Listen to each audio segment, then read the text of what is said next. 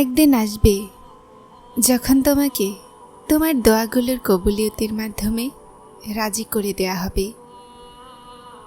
একদিন আসবে যখন তোমাকে তোমার সবরের ফল দেয়া হবে। একদিন আসবে যখন তুমি তোমার অস্থির হয়ে ডাকার জবাব পাবে। একদিন আসবে যখন তোমার মনকে শান্তি আর খুশির খবর শোনানো হবে। একদিন আসবে তোমার প্রতিটা দুঃখের অশ্রু খুশিতে বদলে যাবে। পাবে তুমি তোমার দোয়াগুলোর জবাব, শুধুমাত্র আর একটু সবর। পাবে তুমি তোমার সবরের ফল, আর একটু সবর। পাবে তুমি তোমার প্রতিটা দুঃখের প্রতিষেধক, শুধুমাত্র আর একটু সবর। পাবে তোমার কান্নারত চোখগুলো শান্তি, শুধুমাত্র আর একটু সবর। পাবে তুমি তোমার চাওয়ার থেকে অনেক উত্তম, শুধু আর একটু সবর। অশ্রু কিন্তু কোন জিনিসের জন্য? আল্লাহ তাআলার ওয়াদার ওপরে কি বিশ্বাস নেই? তুমি কি জানো না এই পরীক্ষা সাময়িক? তুমি কি জানো না যে আল্লাহ তাআলার কান্নারত চোখে চাওয়া অনেক পছন্দ? তুমি কি জানো না তিনি তোমাকে পরীক্ষায় ফেলার আগে এটার সমাধান বানিয়েছেন? তুমি কি জানো না উনি তোমার মনের সমস্ত দোয়া সম্পর্কে অবগত? তুমি কি জানো না এইভাবে কেঁদে কেঁদে দোয়া করা তোমাকে আল্লাহ তাআলার দিকে টেনে আনছে? তুমি কি জানো না তাহাজ্জুদ তোমার কাছে কবুলিয়তের মাধ্যম? তুমি কি জানো না যা তোমার থেকে দূরে করা হয়েছে সেটা নিশ্চয়ই তোমার হকে উত্তমই ছিল না? তুমি কি জানো না আল্লাহ তাআলা যদি উত্তম নেন তো সর্বোত্তম দানও করেন? নীরব মুখের ভাষাকে শুনে নেন তিনি, সিজদাতে ক্রন্দনরতদের কথা মেনে নেন তিনি। যদি তুমি চাওয়া ভুলেও যাও তো তারপরও দান করে দেন তিনি। যদি তুমি পড়তে লাগো তো ধরে নেন তিনি। তুমি লাখ ভুল করে নাও তারপরও মাফ করে দেন তিনি। তুমি যদি তার ইচ্ছাতে রাজি হয়ে যাও তো তোমাকে তোমার চাওয়া দিয়ে দেন তিনি। তোমাকে তাহাজ্জুদের মাধ্যমে কবুলিয়তের খুশির খবর দিয়ে দেন তিনি। একটু দেরি অস্বীকার নয়, তোমাকে তার নিকটবর্তী করেন তিনি। যিনি দোয়া মুখে আনতে পারেন সেই দোয়াকে কবুলও করতে পারেন তিনি। এত কষ্টের পরও যদি তুমি সবর করছো তো নিশ্চয়ই তোমাকে ফল দেওয়ার জন্য বেছে নেওয়া হয়েছে। ভয় পেও না, তোমাকে সাময়িক নয় বরং চিরস্থায়ী সুখের জন্য বেছে নেওয়া হয়েছে।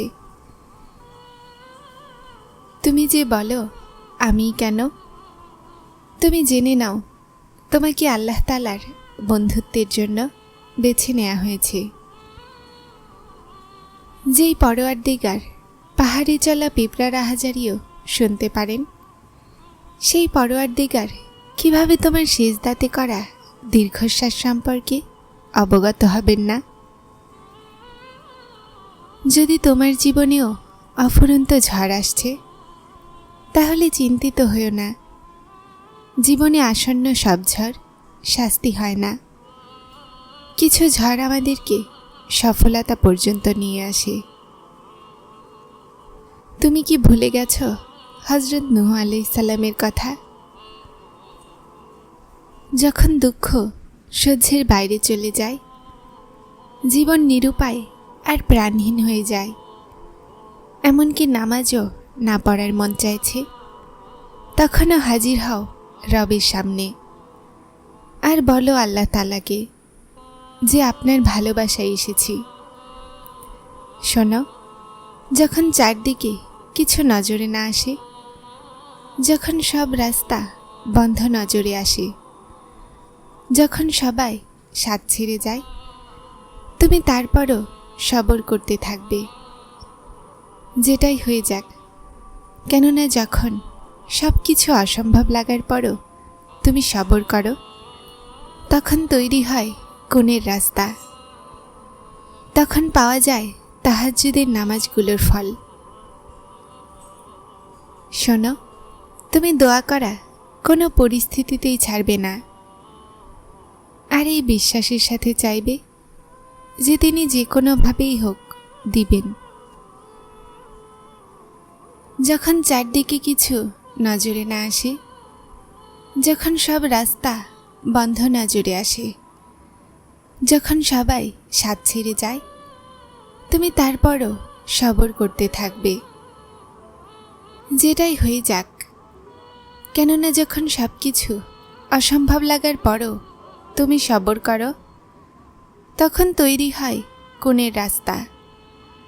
তখন পাওয়া যায় তাহাজ্জুদের নামাজগুলোর ফল।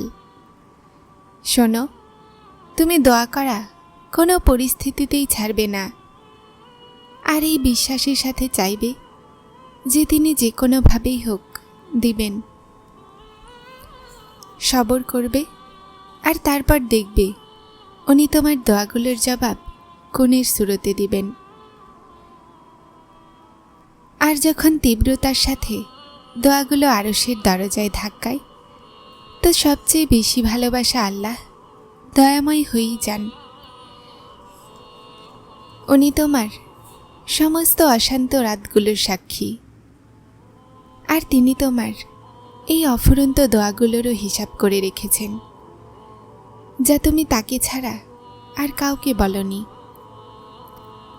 উনি তোমাকে খারাপ সময়ের মধ্য দিয়ে এজন্য পার করান যেন তুমি তোমার ভালো সময়েও তাকে মনে রাখো। চিন্তা করো না, তোমার এভাবে নামাজে কান্না করা জায়া হবে না। তুমি কি জানো না আল্লাহর সাহায্য নিকটে? দেখে নিও, জলদি তিনি তোমাকে ধরে নিবেন, আর তোমার সব দোয়াগুলোর ওপরে কোন বলে দিবেন। দোয়াগুলোতে অনেক শক্তি থাকে, আর যখন তুমি খাস হৃদয়ে তাকে ডাকো, তো তিনি তোমাকে নিরাশ করেন না। কেননা আমার রব খুবই লজ্জাশীল, আর উনি লজ্জাবোধ করেন তোমাকে খালি হাতে ফেরাতে। দোয়া